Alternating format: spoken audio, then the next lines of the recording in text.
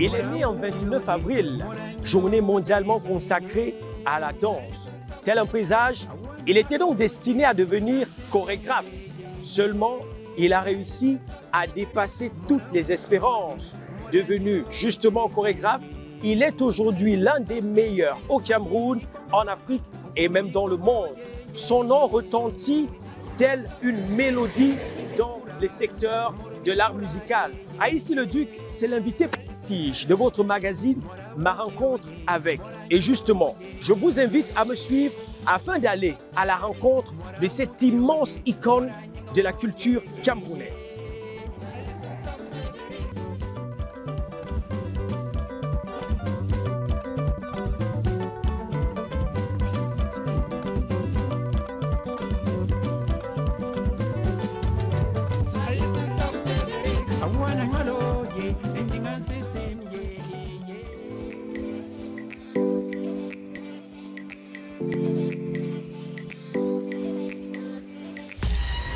Vous l'avez donc sans doute constaté, nous sommes bien au domicile du patriarche ou alors de Sa Majesté Aïssi Le Duc. Et comme il indiquait, ici justement constitue le siège de la famille ou alors de toute la grande dynastie Aïssi. Majesté, une fois de plus, merci de nous accueillir. Bonjour. Voilà. Alors, Majesté, on vous connaît beaucoup plus sous le nom justement d'Aïssi Le Duc, le chorégraphe. Comment vous est venue la passion de la danse, de la chorégraphie, et pourtant vous aurez pu faire toute autre chose? Déjà, la danse, c'est un don de l'esprit. Ça vient de mes ancêtres du côté maternel. Chez les Mvele et Mbouni, chez les Mvok Manga, chez les Mvok Fouda, les Etenga Vokobasogo, jusqu'à ici à Yaoundé, chez les Mboumbou, où je suis né, où ma mère est venue en mariage. Justement. Donc c'est un don qui est venu depuis très longtemps, je peux dire des siècles, de nos ancêtres. Parce que la danse, selon nos ancêtres, ce n'est pas seulement pour danser. Le spirituel parle à travers la danse. La vie parle à travers la danse. La nature parle à travers la danse. C'est un mouvement. Comme quand vous voyez le soleil, tout ce qui tourne autour du soleil, c'est tout un mouvement. C'est la danse du soleil. Et la danse, chez les Aïssi, c'est une culture, une tradition qui est spirituelle et en même temps mystique et éducative. Majesté, est-ce que vous n'avez jamais eu, même dans votre enfance, quand vous avez commencé à vous intéresser à la danse, est-ce qu'il n'y a pas eu un moment où vous avez voulu faire autre chose en dehors de la danse ou même pas, vous avez toujours ressenti que même pas, c'était en moi, puisque mon grand-père maternel, Fouda Tabiongona, un vok Fouda de Nomayos, Mbankomo. C'est lui qui dansait. J'ai eu la grâce et la chance de vivre, de le voir. Et au moment où il ne dansait pas tout le temps, c'était pendant la pleine lune. C'était une fois par mois et le peuple venait de partout pour venir le voir danser et l'écouter. Parce qu'en même temps qu'il dansait, en même temps il transmettait des messages qui venaient de l'autre monde spirituel. Parce qu'à l'époque, on l'appelait Veuve. Veuve veut dire celui qui est éclairé, celui qui est éveillé. C'est là où vient ce qu'on appelle Zomlo. On ne devient pas Zomlo, on est Zomlo. Zomlo veut dire éveillé, éclairé, guide spirituel, illuminé. C'est ça, le Zomlo. Ça n'a rien à y voir avec les chefs traditionnels ou les rois. Non, Zomlo veut dire celui qui est éclairé, éveillé. Il voit les choses que d'autres ne voient pas. Il entend les choses que les autres n'entendent pas. Donc, on est avec. Je suis né avec. Parce qu'il y a des dons dans les hommes-là. C'est un esprit qui manifeste les dons et les pouvoirs. Par exemple, les dons de la promotion. Les choses qui vont arriver, je les vois et je transmets. Je suis né avec ces dons. C'est ça. Donc, ça fait qu'à travers la danse, mon grand-père, il était au service du peuple, de tous les peuples. Que pendant qu'il danse, il y avait des messages, il y avait des révélations, il y avait même des gens qui guérissaient au moment qu'il était en transe pour danser. Ça veut dire que la danse n'est pas un simple moment de réjouissance, mais il y a beaucoup de spiritualité. Il y a beaucoup de spiritualité parce que la réjouissance vient aussi avec la notion de tout ce qui peut être positif dans toutes les classes sociales. Pour un peuple, la danse, c'est un mouvement de la nature, c'est un mouvement du monde autour du soleil. Parce que c'est à travers du soleil qu'on a tous les pouvoirs. D'accord, Majesté. Si vous permettez, on va prendre cette pause. Il s'agit de votre portrait. Pour ceux qui nous regardent à la maison, est-ce que vous connaissez véritablement qui est Haïti le Duc? Je vous propose de regarder ce portrait que signe justement notre ami Brenda Sa, et on se retrouve juste derrière.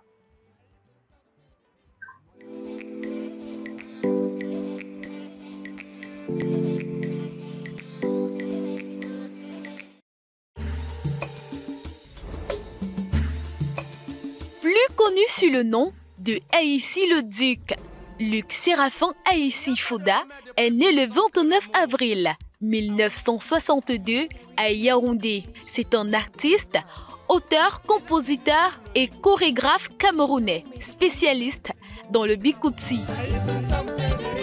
Il grandit à Yaoundé dans une famille d'artistes et s'installe en France pour poursuivre sa carrière professionnelle. Haïti le Duc est connu pour avoir représenté le Cameroun comme danseur de musique camerounaise. Auteur de 2 maisons de danse, il forme et encadre des passionnés de danse locale.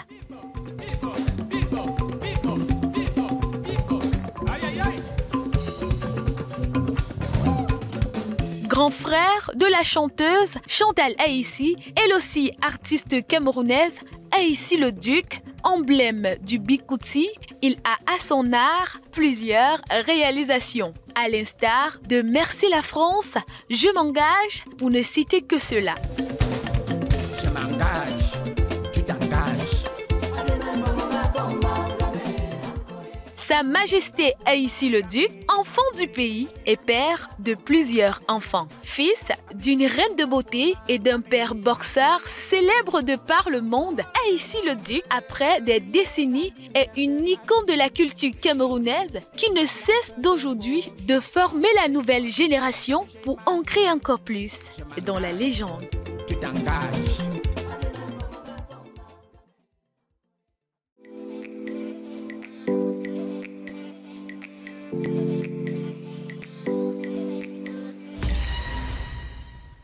Voilà. Après donc ce portrait, Majesté, on aimerait vous demander la danse, la chorégraphie, comment, en dehors de ce que vous l'avez appris dans la famille, c'est dans le sang et tout ce que vous expliquiez tout à l'heure, de façon pratique, est-ce que de vos voyages à l'étranger, vous avez également eu à suivre des cours de danse? Même pas. J'ai donné des cours, mais je n'ai pas suivi des cours de danse parce que je suis né avec la danse. Donc, je n'avais pas besoin de suivre les cours parce que c'est en moi. C'est en moi, ça manifeste seul, sans condition. Au contraire, moi, j'ai donné les cours à ceux qui ont eu à suivre les cours dans des autres écoles qui revenaient vers moi pour que je les apprenne aussi d'autres notions de la danse, de mon savoir. Et comment ça se passait, Majesté? Vous, l'Africain, vous le Noir, quittez donc de son Afrique, de son pays, aller en Europe. Qui dansait? Qui étaient vos élèves? Des Blancs, des Noirs ou c'était... C'était un mix, tout un mélange. Parce que à partir du moment où je pars du Cameroun, pour aller représenter le Cameroun aussi en Europe, parce que j'ai beaucoup travaillé et je continue à travailler beaucoup avec le gouvernement et l'État. Quand il y a des occasions officielles pour aller représenter le Cameroun à l'international, j'ai eu beaucoup d'occasions grâce au gouvernement et l'État pour aller représenter le Cameroun. Et je partais du Cameroun avec un groupe de danse aussi. Et au moment où j'ai décidé de résider en France, j'ai eu à créer des écoles de danse de Montpellier à Paris. Et j'étais invité aussi dans plusieurs provinces de l'Europe et à partir de la France, où beaucoup de gens venaient, que des adultes et des enfants aussi, des jeunes. Donc ça faisait en sorte que les organisateurs étaient à part. Ils organisent, moi je viens donner tout ce que j'ai en moi comme richesse culturelle et traditionnelle. On ne dansait pas seulement, c'était aussi, ça passait aussi avec un dialogue, comme nous sommes en train de dialoguer comme ça. Je leur expliquais ce que c'est la danse, l'utilité de la danse pour un être humain spirituellement. Parce que la danse guérit, la danse peut faire transformer tous les soucis et les angoisses. Ça dépend de ce que tu penses, parce que la pensée est créatrice. Beaucoup de gens ignorent ça, c'est pour ça qu'il y a beaucoup de souffrance dans la vie avec les gens, parce qu'ils banalisent tout. Il faut faire attention à la pensée créatrice. Majesté, une fois que vous êtes en France et que vous donnez des cours à travers le monde, vous expliquiez tout à l'heure que la musique, je veux dire la danse, est spirituelle. Comment est-ce qu'on réussit à transmettre notre spiritualité à travers la danse? Il y a des personnes qui, elles, ont une autre spiritualité. Est-ce que ça vaut encore quelque chose quand vous transmettez cette énergie? Oui, ça vaut quelque chose parce qu'en plus, nous sommes tous des êtres humains qui portent la divinité, qui portent ce que nous, chez les Bantous, chez les Ekans, on appelle Zambia Ntondo Beye Eyo. Zamba, parce que nos ancêtres, à leur époque, ils appelaient Dieu Mabara, c'est-à-dire je porte le divin, la divinité, le pouvoir, la puissance, la force qui est au-delà de la petite échelle humaine. Et quand nous allons à la rencontre des autres, par exemple comme moi, c'est simple. C'est pour ça qu'on dit dans la vie, il faut être humble, simple d'esprit. Ça ne se force pas. C'est naturel parce que ceux qui viennent, ils viennent aussi étant connectés avec leurs ancêtres à eux. Puisqu'on a déjà une notion de reconnaissance que l'Afrique est l'ancêtre des peuples du monde. Un blanc, au fond de lui, il a cette graine de la mère de l'humanité, l'Afrique, de l'histoire, d'où le premier homme qui a pris le corps humain, Dieu qui prend le corps humain. Donc ils ont cette graine qui se réveille, c'est comme un appel, un son. Ils viennent avec ça et avec leurs ancêtres en eux et le courant passe. Parce qu'il y a de la curiosité et il y a l'envie de vouloir découvrir quelque chose, apprendre quelque chose. Alors, Majesté, avec votre don, la chorégraphie, la danse, comment est-ce que cela a été accueilli au Cameroun? Dans votre famille, il n'y a pas de problème, tout le monde a ce don de la danse. Mais le Cameroun, comment est-ce qu'on vous a regardé quand on vous a découvert? Je peux dire, il y avait des regards impressionnants. Il y avait des regards d'ignorance, parce qu'à l'époque, quand moi j'ai décidé de suivre la voie de la culture, pour que j'ai compris qu'à partir de ma vie quotidienne, c'est dans cette culture, la danse, que je vais transmettre beaucoup de choses au peuple, au monde. Donc ça fait qu'il y avait des gens très étonnés, il y avait d'autres, des critiques, des préjugés. Ça s'est dit que la danse est revenue. Oui, parce qu'auparavant, un problème d'ignorance, c'est pour ça qu'on dit que l'ignorance, c'est pire que la mort. Hein? Oui. Parce que quand on est né dans une culture d'ignorance, là où on ignore les valeurs de la vie, Déjà que quand les colons sont arrivés avec leur culture, tout le monde était déjà là-dedans. On veut être diplômé, devenir un grand homme, le Ngwamna, comme nos parents appelaient Ngwamna. Alors qu'il y a autre chose qui est plus que ça. Parce que l'intelligence et la sagesse sont deux choses. La sagesse, on est avec la sagesse. L'intelligence vient avec les émotions physiques d'un être humain. Comme tu es créateur avec tes pensées, tu peux faire des choses avec ton intelligence, en bien ou en mal. Alors que la sagesse, c'est la connaissance innée que tout le monde te porte. Dès que tu prends conscience de cette sagesse, de cette connaissance, la lumière apparaît. Et tu fonctionnes avec. C'est à partir de là où tu vas commencer à découvrir les mystères de la vie que tu peux transmettre aux autres. Donc ça fait que j'ai grandi étant au-dessus des préjugés. Je suis même arrivé à un niveau où les parents qui critiquaient, quand ils ont vu la dimension où je m'élevais avec la danse, eux aussi ils amenaient leurs enfants. Alors que vous avez passé tout un temps à critiquer. Et maintenant, vous voyez l'élévation divine, comment Dieu m'élève.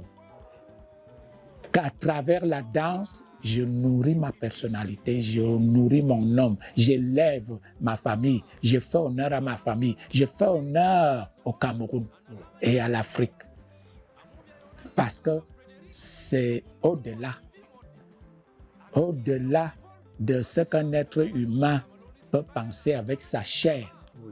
Il faut s'élever au-delà pour comprendre ces choses. Parce que mon grand-père maternel, quand lui, il dansait, les gens guérissaient de leur maladie intérieure.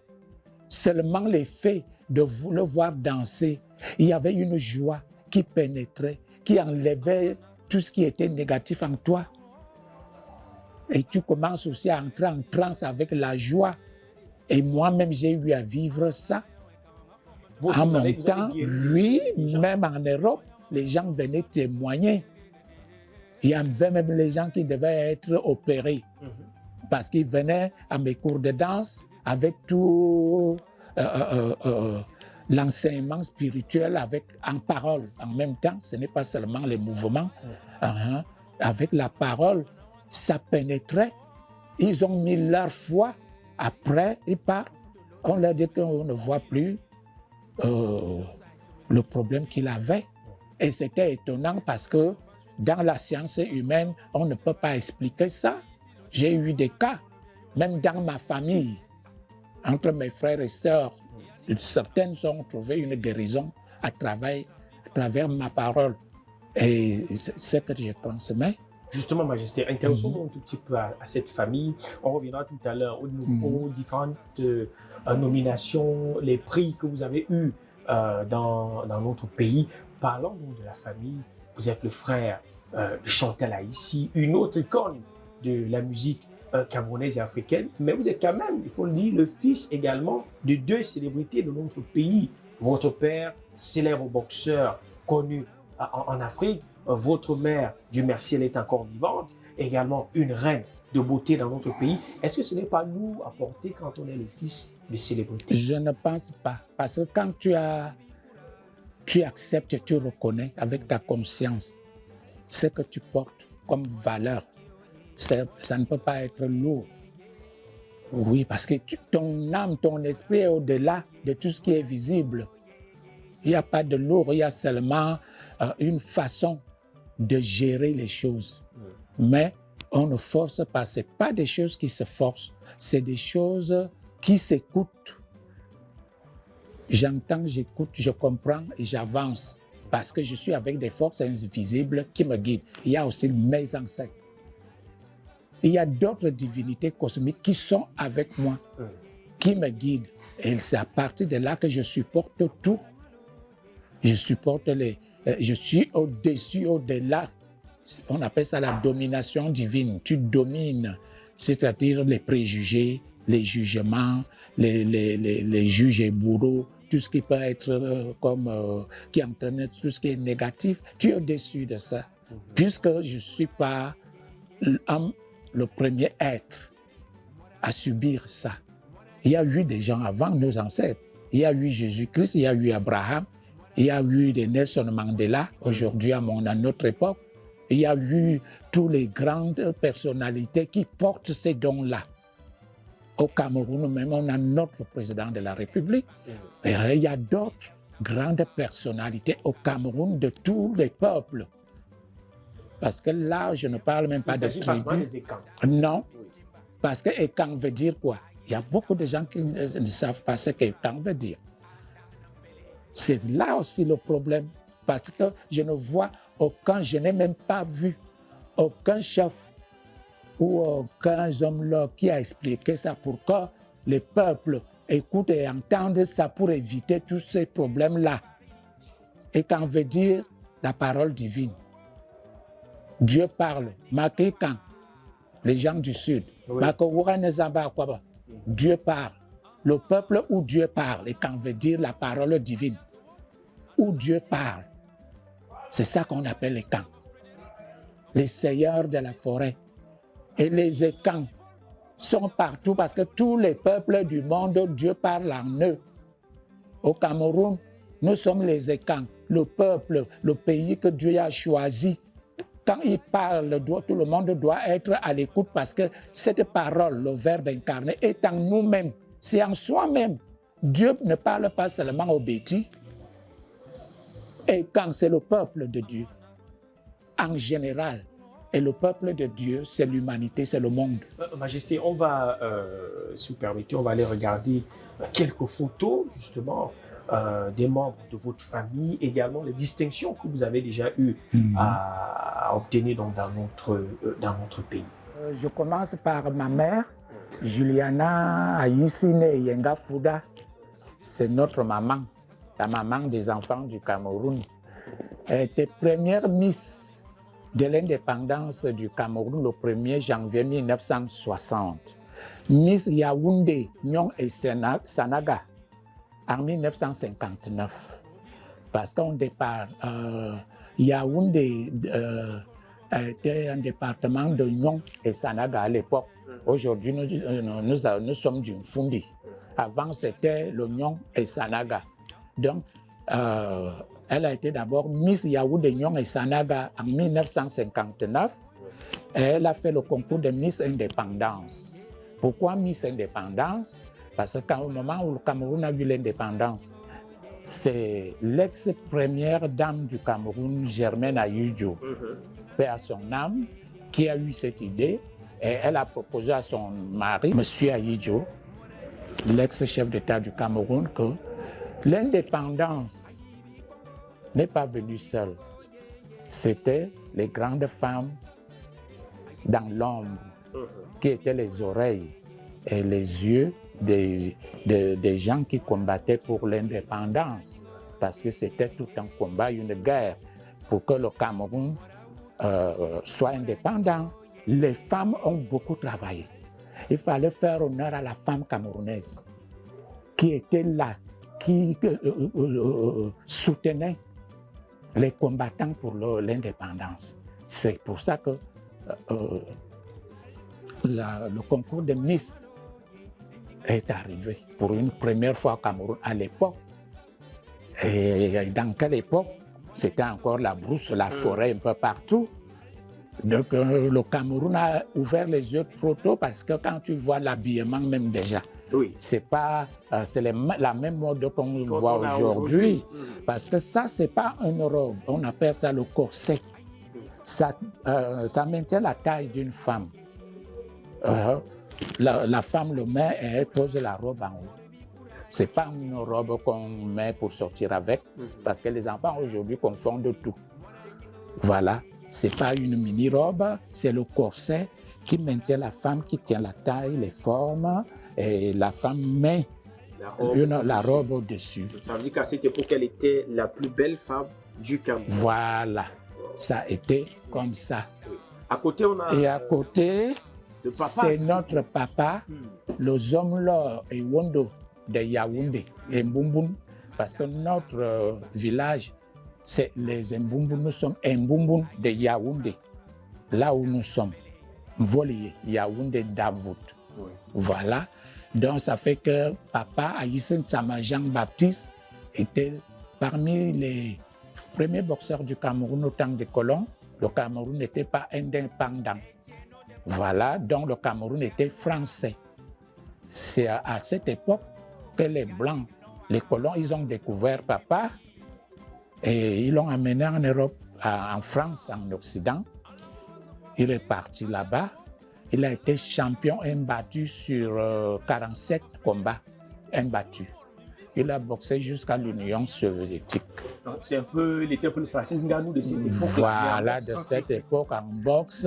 Ça fait qu'en 1956, il était champion de l'Île-de-France. En 1956, il y a eu beaucoup de médailles. Même en Allemagne, vous voyez le drapeau de l'an.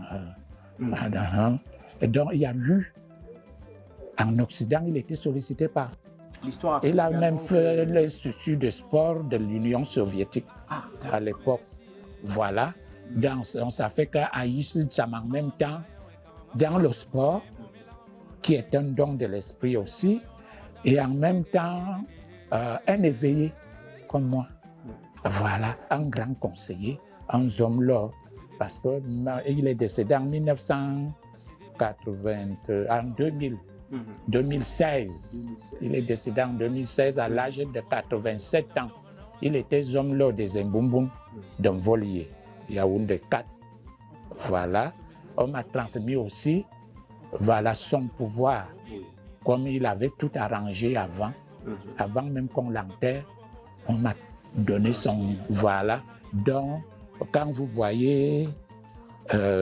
Comment on appelle chasse-mouche, ce n'est pas seulement chasse-mouche. C'est chargé, c'est puissant. C'est chargé en béton à part. Donc les brindilles en question symbolisent les rayons du soleil. C'est la sagesse. Parce que les rayons du soleil nous transmettent la sagesse. C'est pour ça que les satellites regardent toujours vers là, parce que la connaissance vient de là. Même les églises et les temples, tout le monde, même nos ancêtres, quand tu vas vous tourner vers le soleil, et papa était ce grand champion où tout le Cameroun le célébrait. Justement, il a tellement été célébré qu'on a retrouvé sa photo sur les boîtes d'allumettes. Là, c'était voilà, c'était ça. On avait retrouvé la boîte d'allumettes, les allumettes qu'on a aujourd'hui. Le boxeur, Aïssé, à l'époque, on l'appelait Aïssé Bikoura. Aïssé, le boxeur. Parlant justement de prétendants, avec maman, ils se mettent ensemble en quelle année? C'est janvier 1960. Donc, quand maman, on le pose la couronne d'être ministre, lui, il est invité.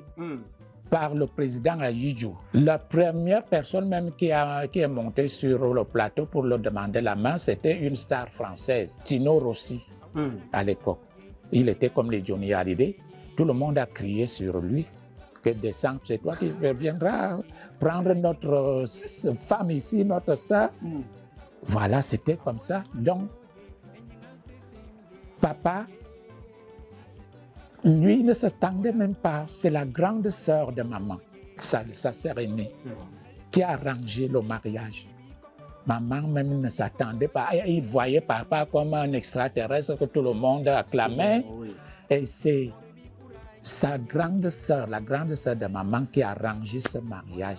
Et c'est là où papa n'est plus rentré en Europe, en France. Il est resté au Cameroun pour continuer et tout. Parce que comme maman était sollicitée, on a célébré au palais présidentiel. Après, le chef supérieur des Ewondo et des Beno, à Bagabelinga, lui aussi, il a célébré au palais à Ifoulan chez l'Envoga à Temango. Et le chef aussi prétendait, voilà. Donc c'était comme ça, il y avait tellement de prétendants, même notre ex-chef de l'État, il y a eu beaucoup de prétendants à l'époque, ou à la soirée même où le chef supérieur des Ewondo et des Beno, la fête qui était au palais à Ifoulan chez l'Envoga à Temango, les femmes dansaient autour de papa les balafons et les tam-tams et tout. Maman était enfermée dans une chambre du palais. Donc, elle ne savait pas que le chef l'a déjà choisi pour... voilà. C'est les autres femmes. Il y a déjà l'épouse du chef et les concubines qui sont venues la siffler à l'oreille que « Est-ce que tu sais même pourquoi tu es ici ?» Elle dit « Non, je sais que c'est la fête et tout. » Je dis « Non, à partir d'aujourd'hui, tu es l'épouse du chef supérieur des Ewondo et des Benin. » C'est là où maman a commencé à pleurer, étant dans la chambre. Elle ne comprenait rien. C'est sa grande sœur qui arrive, la trouve en train de pleurer. « Tu pleures quoi? Il y a quoi? » Il explique alors. Et tu pleures quoi? Attends, je vais arranger ce problème. C'est comme ça que ma tante s'arrange avec ses cousins et ses frères et les connaissances la nuit pour sortir maman du palais par la fenêtre du premier étage pour fuir avec. C'est comme ça qu'on a fui avec maman jusqu'à Olezoa, chez une tante de ma mère, une Etenga, qui était la maman d'une grande dame aussi qu'on appelait Sitabella à l'époque. C'est la maman de Sitabella dans sa maison qu'on est parti cacher maman. Et la tante est revenue à Efoulan pour prendre papa discrètement sans attirer l'attention. Et c'est comme ça que papa s'est retrouvé devant maman. Voilà l'histoire. Et cette maison existe encore en terre battue à Olezoa, au bord de la rue comme ça. Une vieille petite maison de l'histoire de maman et papa, là où on a lié leur alliance. Cette maison existe encore. Merci beaucoup, Majesté. Merci. On va se regarder peut-être une ou deux dernières photos.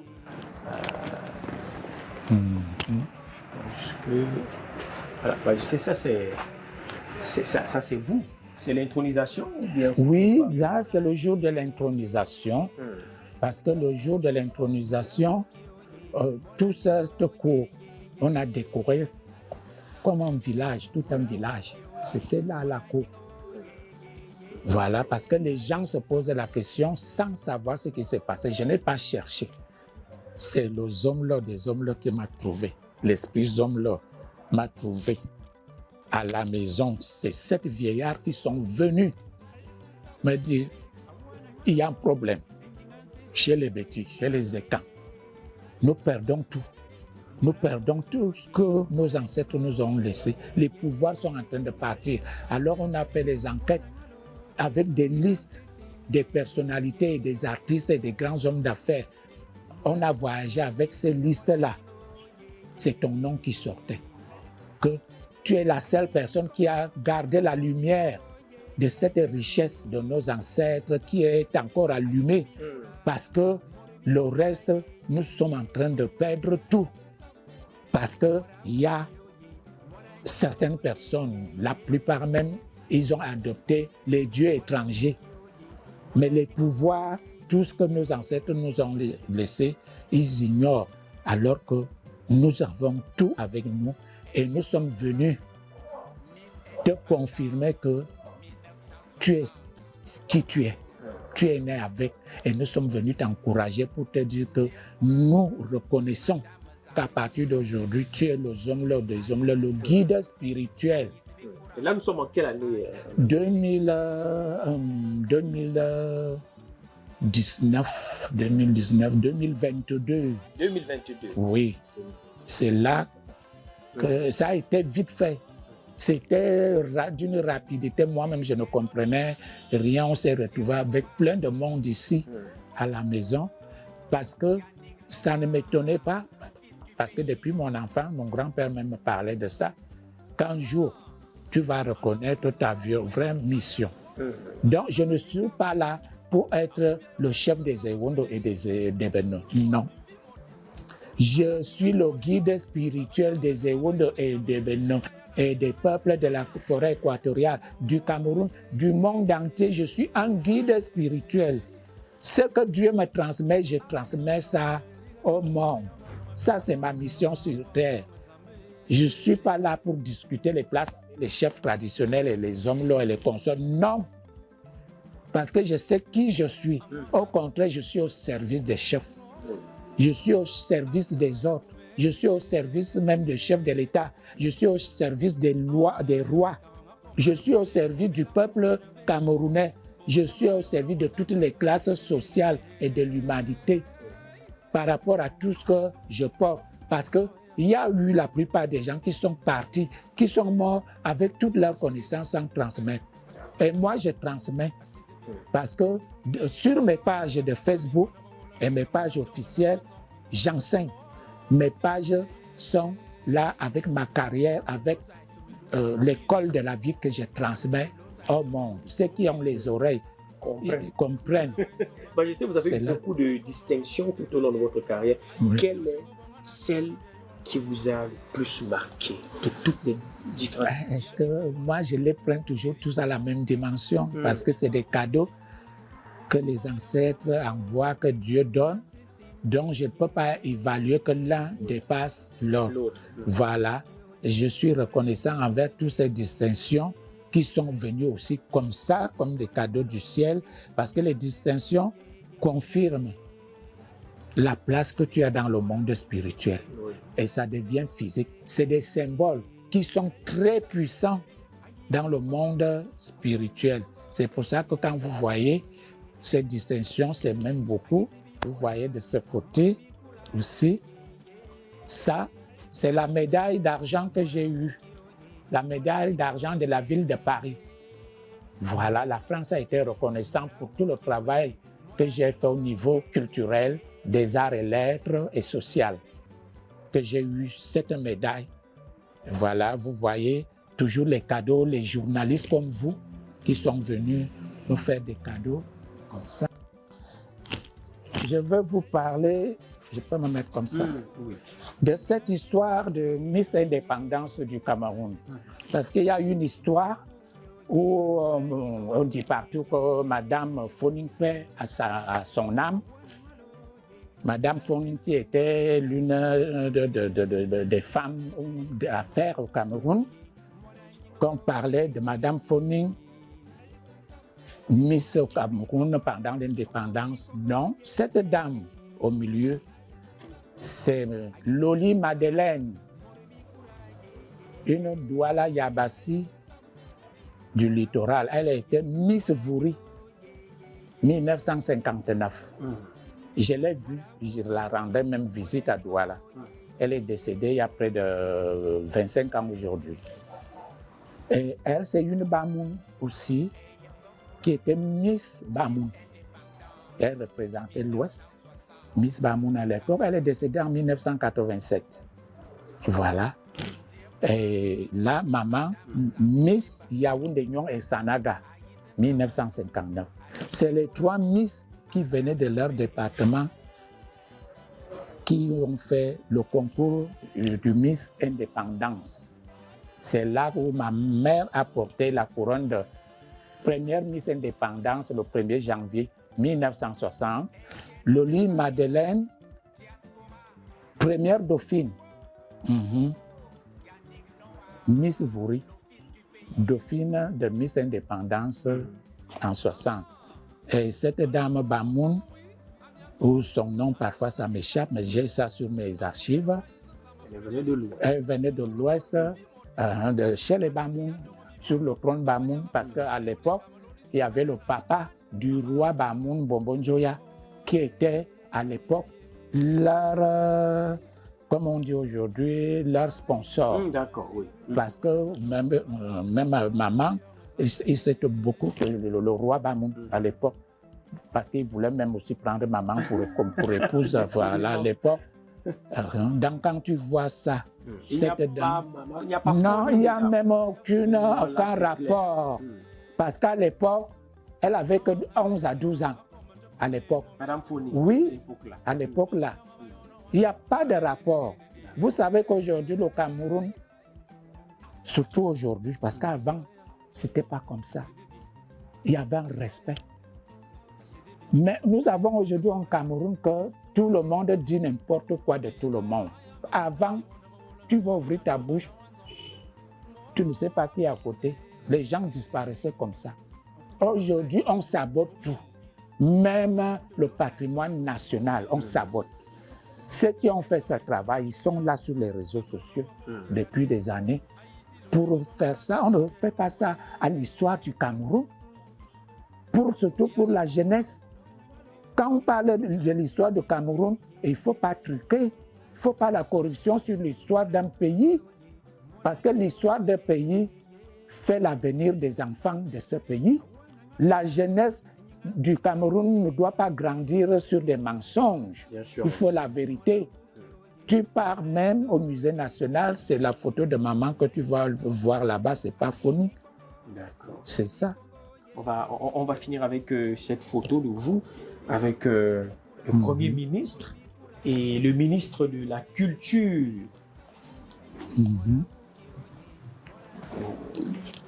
Voilà, vous voyez le Premier ministre au milieu et le ministre de la Culture.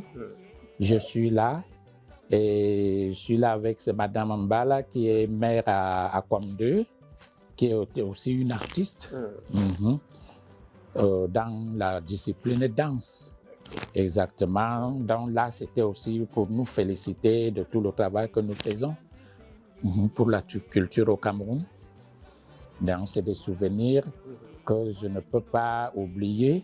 Et comme cette maison, c'est le musée en même temps, c'est l'histoire du Cameroun qui est ici. Il y a tellement de photos. Que voilà où je fais appel à la jeunesse de venir de temps en temps, comme d'habitude, venir apprendre l'histoire du Cameroun. Merci. Parce que c'est toute une Bible. Aujourd'hui même, c'est une petite partie que j'ai révélée. Oui, c'est l'histoire de tout le Cameroun là-dedans. Merci, Majesté. Donc, je vous remercie parce que le travail que vous faites dans la communication camerounaise, c'est un travail qui aide moralement le peuple camerounais. Parce que nous avons encore besoin de l'éducation. Parce qu'un pays sans éducation, c'est un pays perdu. Un pays sans culture, c'est un pays mort. Parce qu'aujourd'hui, nous avons un problème où le peuple fait des virages comme un bateau qui est en train de chavirer à cause du manque d'éducation, le manque de spiritualité, le manque même de reconnaissance. Il y a trop d'ingratitude dans ces pays. On ne reconnaît pas les esprits utiles, les hommes qui sont utiles pour le pays, de la jeunesse jusqu'aux adultes. On cherche toujours à tuer les valeurs. Et ce n'est pas bon pour un pays de valeurs comme le Cameroun, parce que le Cameroun est compté parmi les pays du monde élus. Le monde entier a les yeux sur le Cameroun. J'ai eu un contrat au Mexique à l'époque de 3 ans, où les Indiens, jusqu'à la forêt, les Indiens, ils existent encore dans leur tenue toujours comme les primitifs, là, ils connaissent Roger Mila. C'est le nom de Roger Mila quand moi je suis parti pour représenter le Cameroun à un festival mondial. On invitait tous les continents du Cameroun et j'ai été choisi pour représenter le continent africain. Un contrat de 3 ans où jusqu'à fin forêt, le nom de Roger Mila. Donc, quand j'apparaissais, déjà mes images à la télévision et nos tenues ici et les plumes, donc les Indiens se sont dit que nous sommes des frères parce que les tenues traditionnelles, voilà, les maquillages, il y a quelque chose. Donc ça fait que j'arrive, ce n'est plus Aïs le Duc, c'est Roger Mila. C'est Roger Mila. C'est les Indiens. Donc pour vous dire que jusqu'à un niveau où le Cameroun était élevé, dans les fins fonds de la forêt du Mexique, l'Amérique du Nord, les primitifs connaissent Roger Mila.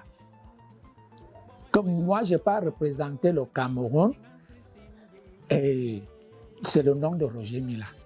Quand j'apparaissais, même sur le plateau, il y avait des milliers de spectateurs. Mais c'était Roger Mila, Roger Mila, Roger Mila, Roger Mila, Roger Mila. Mais j'avais une joie. Est-ce que c'est mon pays qui est élevé comme ça? Parce que Roger Mila, c'est le Cameroun. Bien sûr. Un Roger Mila, c'est le peuple camerounais, c'est toutes les autorités du Cameroun, c'est toute l'Afrique. Que moi, j'apparais à Issy-le-Duc pour faire mes festivals de danse et tout, l'image de Roger Mila qui apparaît devant leurs yeux. Donc, pour moi, j'étais ravi. Pour vous dire que ce que je peux vous dire, que la main de Dieu soit sur vous. Merci. Dans votre communication avec votre patron qui a créé cette télévision. Soyez bénis avec toutes vos familles pour que Dieu donne la force avec vos familles, le gagne-pain surtout. Surtout le gagne-pain. Il faut que les patrons reconnaissent le travail que vous faites pour le peuple, pour nous. Si vous n'êtes pas là, la télévision ne peut pas être riche parce que vous cueillez les fruits de partout pour que la télévision soit riche. Donc, il faut que nous soyons reconnaissants envers vous. Merci. Que nous vous respectons parce que vous portez notre image au-delà. Parce que vous-même, vous ne pouvez pas imaginer la valeur du travail que vous faites pour nous.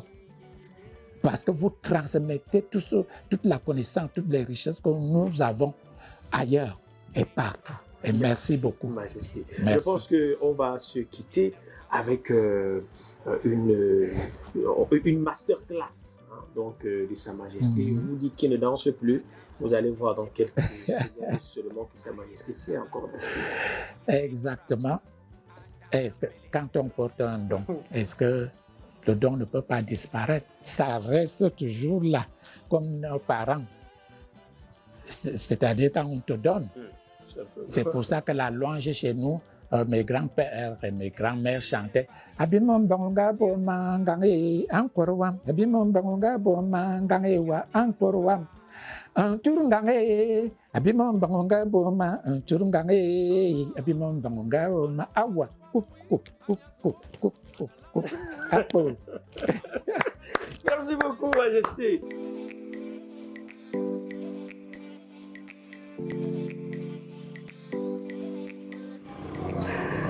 Quelle rencontre fabuleuse, un moment formidable que nous venons de passer avec le patriarche, que dire, avec Sa Majesté Issy-le-Duc.